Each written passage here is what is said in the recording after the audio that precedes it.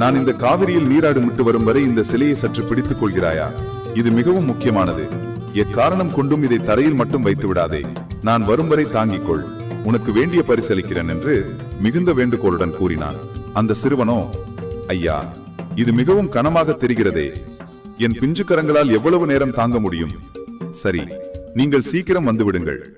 என்னால் பாரம் தாங்க முடியவில்லை என்றால் உங்களை 3 முறை அழைப்பேன். நீங்கள் வரவில்லை என்றால் நான் இதை தரையில் வைத்து விடுவேன் என்று பதிலளித்தான்.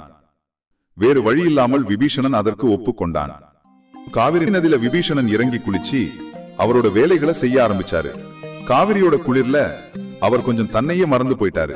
அதே நேரத்துல அந்த சின்ன பையன் அவனோட வேலையை ஆரம்பிச்சான். ஐயா, பாரமா இருக்குது அப்படின்னு முதல் தடவை கூப்பிட்டான். விபீஷணன் கேட்டாரு.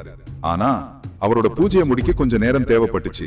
அந்த பையன் மறுபடியும், ஐயா, சீக்கிரம் வாங்க,